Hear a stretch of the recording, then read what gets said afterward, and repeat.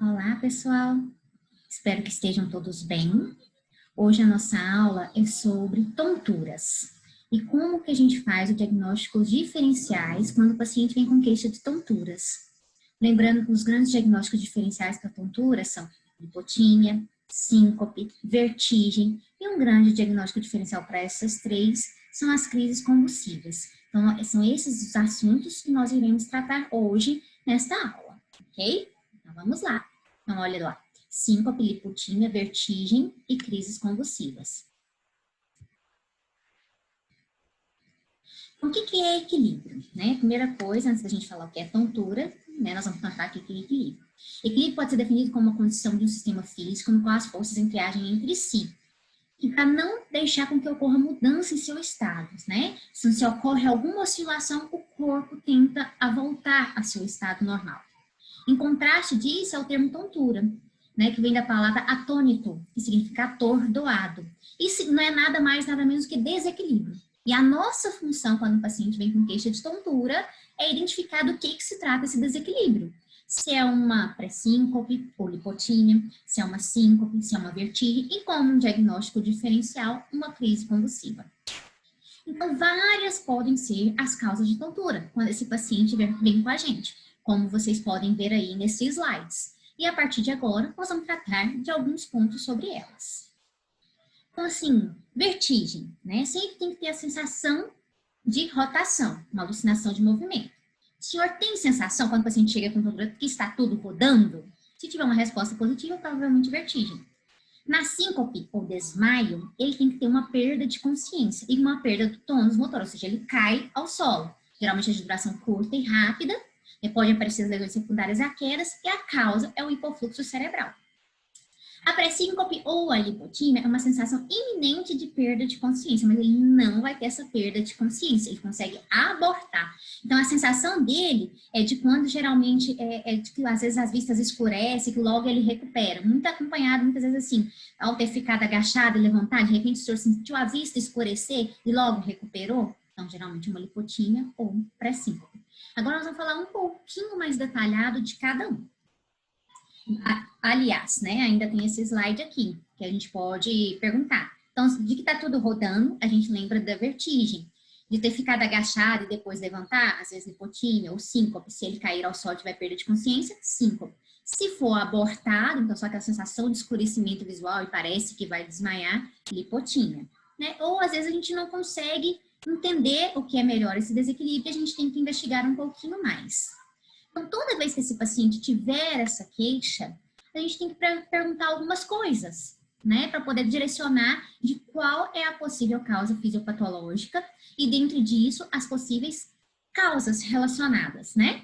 De origem anatômica e, assim, diagnóstico clínico para esse paciente. Então, vamos lá. Se teve em relação com a última refeição, se tem em relação com tensão emocional, se teve em relação com a posição que ele estava, com esforço físico, mudança súbita de posição ou alteração da cabeça, quais são as doenças prévias, se teve alteração de medicamentos recentes, o tempo de duração, se teve abalos convulsivos, liberação de esfíncter, se teve alguma lesão decorrente, se no momento ele teve mordedura de língua, sudorese ou palidez, são algumas sintomas associados ou circunstanciais que vão nos ajudar a definir se esse paciente teve uma lipotímia, se ele teve uma síncope, uma vertigem ou uma crise convulsiva, né? Então, vamos falar um pouquinho agora, mais um pouco de cada um. Então, síncope é definida como perda transitória da consciência e do tônus postural, ou seja, esse paciente, ele perde consciência de si próprio e do ambiente onde está, essa é a definição de perda de consciência, tá? E ele perde o tônus postural, ou seja, a tendência dele é cair ao solo. Isso decorre como fisiopatologia da hipoperfusão cerebral. Só que esse paciente recobra-se rapidamente, depois que ele cai ao solo, há uma melhora dessa perfusão cerebral e ele recobra-se rapidamente, geralmente em torno de uns 15 segundos. E aqui estão algumas causas, né? Geralmente ela pode ser essa hipoperfusão cerebral pode ser decorrente de uma causa neuromediada, né, que pode ser a situação vasovagal, situacional, hipersensibilidade cerebral de origem cardíaca, associada a cardiopatias estruturais ou arritmias, síndromes hipotensivas, que podem levar à queda da pressão arterial, tá? A hipotensão ortostática, que ela é definida pela queda de 20 ou mais milímetros de mercúrio na pressão sistólica e ou 10 ou mais na pressão diastólica a partir do momento que o indivíduo às vezes levanta, ou muda de posição de sentado para em pé, ou de deitado para sentado. Origem neurológica, por disfunção autonômica ou por doença cerebrovascular, ou de origem endócrina, né? Neuropatia diabética, insuficiência suprarrenal, hipopituitarismo, que muito vai estar relacionado também com controle pressórico, uma das maioria das situações. Então, toda vez que a gente tem um evento, principalmente, né, dessa questão da síncope e da lipotímia, nós temos que perguntar, né? Não só na síncope, na lipotímia, mas também na vertigem e na crise convulsiva, como que foi esse início? Ele se deu de forma súbita? Teve algum sinal ou sintoma que precedeu esse momento, que deu a sensação do indivíduo que vai acontecer algo? Ou ele foi instalando de forma gradual? Então, de início súbito, muito relacionado com causa neurológica ou arritmogênica, com sinais premonitórios, a síndrome vasovagal, às vezes dá uma sudorese, bem uma lipotímia antes, a sensação de que vai desmaiar, né? Ou uma hipoglicemia, que tem os sinais neuroglicopênicos associados, então, assim, um pouco de confusão, de letargias e adrenérgicos, os tremores, né? A taquicardia, muito associado com a hipoglicemia, ou de forma gradual, por exemplo, na hiperventilação. E aqui dá mais ou menos uma ideia para a gente, né? Dependendo de como foi o tipo de início, a posição do paciente relacionado ao início, as condições que antecederam o quadro, o evento associado e como que foi a recuperação dessa consciência, fazendo para a gente as possíveis causas que podem estar relacionadas com essa investigação. Igual, por exemplo, igual a gente viu, síncope de início súbito, geralmente causas neurológicas, arritmogênicas, gradual, né, início rápido, mas com sinais premonitórios, então vasovagal, e até mesmo a crise convulsiva, ela tem uma aura, como um diagnóstico diferencial da síncope, né? Ou gradual. Em relação com a posição que o paciente estava, então levantando, lembra muito a definição de hipotensão ortostática, né? Em qualquer posição, causa cardiogênica, após muito tempo em pé, que é até uma das fisiopatologias da síncope vasovagal, né? Condições que precederam, né, a crise, né? Teve algum evento associado, aí entra um diagnóstico diferencial, né? A crise convulsiva, ela é muito associada com perda da continência dos esfíncteres, né, tanto anal quanto miccional, mordedura da língua, lesões corporais associadas à queda, né, a debater, né? E como foi a recuperação dessa consciência? Ela foi de forma rápida? Muito comum nas diversas causas de síncope. E como diagnóstico diferencial da síncope, na crise convulsiva, ela tem um recobrar mais lento, né? Que a gente fala que é o pós-ictal. Então, isso nos ajuda a diferenciar tanto o tipo de evento, se é uma lipotímia, se é uma síncope, uma vertigem, uma crise convulsiva, quanto a possível etiologia da síncope. E aqui é mostrando para vocês, né? A síncope ou a lipotímia, lembrando que a lipotímia não há perda total da consciência, não há queda ao solo, é como se fosse um momento eminente, o paciente consegue, como se diz, abortar o quadro do desmaio, diferente da síncope, onde ele tem a queda ao solo e a perda da consciência por algum intervalo. Então, ambas são determinadas por isso, né? Pelo hipofluxo cerebral. Ou é tanto pelo hipofluxo cerebral, ou então alguma coisa que leve também à redução de chegada de oxigênio ou glicose. E a gente sabe que algumas coisas estão relacionadas para manter essa perfusão cerebral constante, que é, por exemplo, o débito cardíaco, a resistência vascular periférica, a pressão arterial, o volume intravascular, a regulação metabólica e a resistência cerebrovascular. E aqui vocês podem ver algumas situações que se relacionam com descontrole desses fatores que são fundamentais para manter a perfusão cerebral e com isso que podem ser desencadeadores do quadro sincopal. Aqui mostrando novamente para vocês, né, que as causas de síncope e lipotímia, elas podem ter causas cardíacas, né, ou extras cardíacas, né, mostrando aí as arritmias, a redução do débito cardíaco, alteração do retorno venoso, diminuição do volume sanguíneo, ou então as outras causas, hipotensão postural, uma alteração da regulação vasomotora, metabólicas, por hipoglicemia, alcalose ou hipóxia, neurogênicas, por obstrução do fluxo do sangue, mas por outros motivos, né? A síncope psicogênica ou o transtorno de conversão, que está mais ligado com causas psiquiátricas, transtornos somatiformes. e mostrando para vocês as principais causas relacionadas. Então, a gente vê que uma das principais causas de síncope e lipotímia é a hipotensão arterial, principalmente muitas vezes, então, associado aí, muitas vezes, à hipotensão ortostática, né? Depois vem as doenças cardíacas, né? Nós temos também aí um importante papel dos distúrbios psiquiátricos, só que lembrando, a gente só vai colocar esse papel como distúrbio psiquiátrico depois que a gente excluiu devidamente as possíveis causas orgânicas, que podem ser causas potencialmente graves, ok? Bom, então falamos um pouquinho de síncope e lipotímia, agora do outro diagnóstico diferencial de tontura, que é a vertigem. Então, a vertigem, ela é como se fosse uma ilusão, uma alucinação, na verdade, de movimento. Ou, na verdade, como se diz, uma ilusão mesmo, seria uma ilusão. Porque, na verdade, muitas vezes você tem algum estímulo auxiliando ali, muitas vezes se fosse por de caso periférico, ou do trato vestibular, que está estimulando esse trato vestibular, e o cérebro vai ter um contraste com o que ele está recebendo, por exemplo, das vias proprioceptivas. A sensibilidade proprioceptiva é aquela sensibilidade que a gente fala, onde cada parte do corpo está, e a parte visual, né? Então, tem um estímulo que está estimulando, muitas vezes, o vestibular, que está contrastando com o visual e com o proprioceptivo. E o cérebro interpreta, e aí com essa mistura, né, com esse conflito entre esses sistemas, ele interpreta como vertigem. Se eu interpreto que eu estou rodando em relação ao ambiente, é uma vertigem subjetiva. Agora, se o ambiente está rodando em relação a mim, é uma vertigem objetiva. E muitas vezes ela independe, então, da posição que esse paciente está e até persiste com a questão dos olhos fechados. E, geralmente, as causas podem ser diversas, mas geralmente é do comprometimento do labirinto periférico ou do central, ou pode ser mesmo até uma etiologia combinada, ou mesmo, muitas vezes, transtornos psiquiátricos associados. Né? Então, como eu falei para vocês, né, esses são os sistemas relacionados, né, com a questão postural e do movimento. O labirinto, o proprioceptivo e o óculo motor, sendo que o cerebelo, ele tem muita função de integrar mesmo a coordenação, a postura e as habilidades motoras. E o núcleo central, né, que também vai interpretar essas informações. Então, se eu tenho uma informação vinda que está tendo movimento e as outras vias me falam que não tem, então esse conflito de informações que geram a sensação vertiginosa.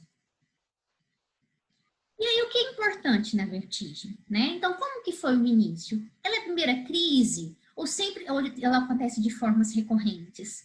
Qual é a intensidade desse sintoma? Ele é constante, intermitente? Qual a duração? Qual a frequência do aparecimento? Tem algum fator desencadeante? Nós vamos ver que uma das principais causas de vertigem é a mudança da posição da cabeça, como fator desencadeante. Ou então pode ser agravada pelo esforço, por situações de ansiedade. Tem algum sintoma de alívio? Então, são questões importantes da gente estar perguntando na questão da vertigem, né?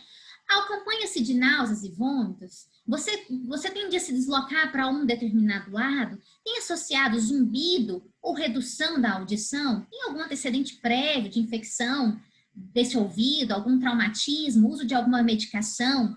Vê algumas alterações visuais importantes? Tem fraqueza de membros, formigamento, alteração da fala? Tem quadro de dor de cabeça associado? Então, são coisas importantes para o nosso que auxiliam no nosso diagnóstico diferencial das causas de vertigem. E aqui mostrando para vocês uma das principais causas de vertigem, né? Que nós temos. A vertigem postural paroxística benigna é uma das principais causas de vertigem, é uma causa, como o próprio nome falou, postural, porque depende muito o desencadear dela, às vezes, com a posição da cabeça, paroxística porque vem crise, benigna porque a causa é essa. No sacro e no utrículo, ali no sistema labirinto periférico, são pedrinhas, né, autólitos de carbonato de cálcio que ficam ali guardados. E por uma determinada condição, tende-se a se deslocar e cair ali, na endolinfa, ali em meio às células ciliares, que fazem com que elas despertem, né, o impulso de que a cabeça está se movimentando. E, na verdade, a própria sensibilidade proprioceptiva e a visual fala para o cérebro que não. E disso gera a sensação de vertigem. Então, a verdade, o tratamento é voltar essas pedrinhas lá para dentro de onde elas ficam, no sacro e no utrículo, que geralmente são feitas com manobras fisioterapêuticas de reabilitação. A doença de Meniere, né, ou síndrome de Meniere, ela é causada quando há uma hidropsia, ou seja, um aumento desse volume na endolinfa, né, e isso geralmente vai causar sintomas como, além da vertigem, o zumbido e também alteração da acuidade auditiva. A labirintite aguda, né, que todo mundo fala quando tem vertigem, é labirintite, né, e na verdade não é, né? A labirintite, ela está muito associada com um quadro de intoxicação alcoólica, com otite média, com disseminação hematogênica de alguma doença infecciosa ou com traumas, né, vestibulares periféricos. A fístula labiríntica, que também pode causar vertigem, né? Ela está associada com uma comunicação normal entre a orelha interna e o ouvido médio, ou anastoide, geralmente quadro infeccioso, trauma associado. A neurite vestibular, que é uma doença inflamatória desse nervo vestibular, ela pode ser precedida por infecções das vias aéreas superiores ou por doenças também autoimunes, né, que podem estar associadas com esse quadro também. A cinetose, né, quando aquele indivíduo, né, vai andar de carro e geralmente, né, começa com quadro de náusea, de vômito, de vertigem, também é uma estimulação excessiva desse sistema vestibular que desencadeia, né, esse movimento, esse quadro de vertigem. A encefalopatia de Wernicke, que é causada pela deficiência da tiamina, da vitamina B1, muito comum em alcoólatras, né, um distúrbio agudo, que além da vertigem nós temos ataxia, alteração de marcha, oftalmoplegia, às vezes confusão mental associado. A síndrome de Wallenberg, que ela tem outros sinais focais, né, focais neurológicos associados com quadro de vertigem, associado com acidente vascular isquêmico da artéria vertebral ou cerebelar póstero inferior. A insuficiência vértebro-basilar, também associado com um processo isquêmico ali de aterosclerose ou trombose das artérias vertebrais basilares ou estenose mecânica da artéria vertebral da coluna cervical.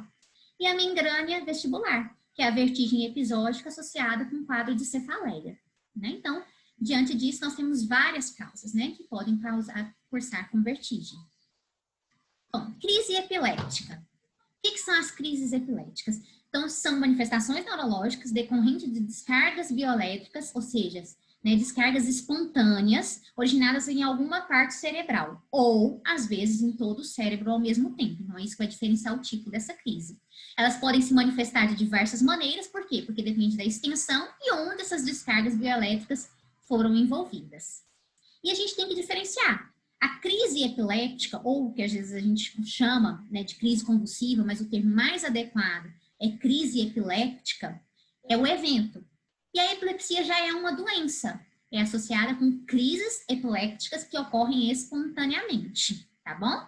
Mas nem toda crise epiléptica ocorre de forma espontânea. Então, quando ela ocorre de forma espontânea com tendência à recorrência, é epilepsia.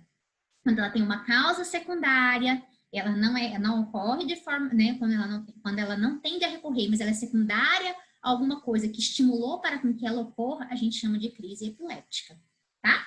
Então, aí mostrando que a epilepsia é uma doença encefálica, que ela tem que ter pelo menos 2 crises não provocadas, no intervalo de mais de 24 horas, né? E ela tem um risco geral de recorrência maior, né? O diagnóstico, sempre ela entra dentro de uma síndrome epiléptica, tá? E convulsão. Então, geralmente a gente fala crise convulsiva, sendo que o termo mais adequado é crise epiléptica. Então, o que é a definição de... Por quê? Porque é a definição de convulsão. Na convulsão, você tem que ter os movimentos musculares súbitos, incoordenados, involuntários e paroxísticos, que ocorrem de forma generalizada ou apenas num segmento do corpo.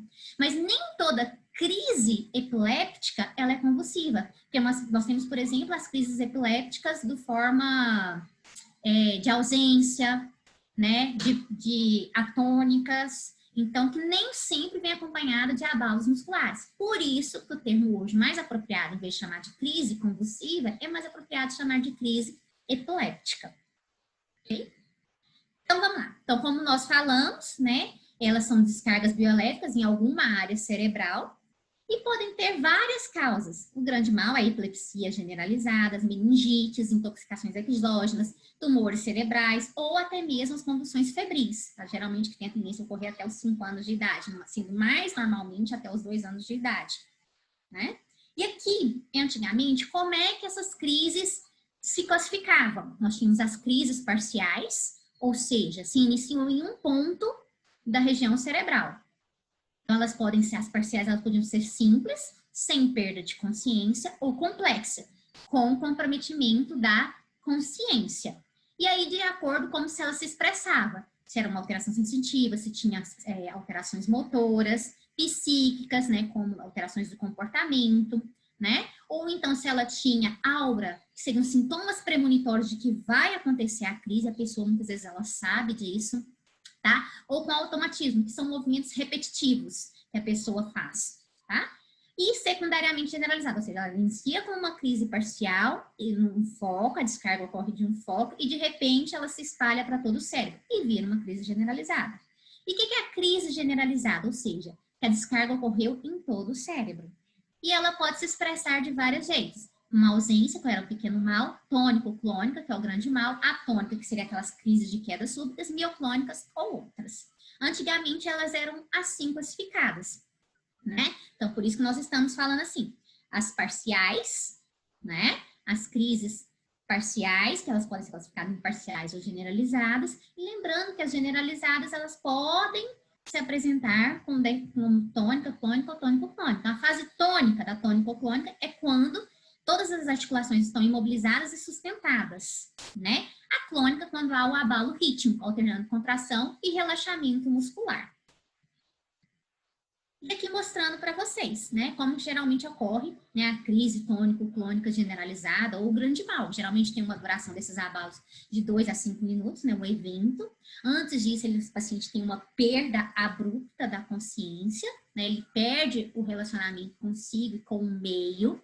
Aí ele vem a fase tônica, seguida da fase clônica, e ele, ao se recuperar, muitas vezes, no pós-convulsivo ou pós-ictal, ele faz uma confusão mental, ele volta com pensamentos mais lentos, né, mais letárgico, ou volta num sono profundo, num relaxamento total.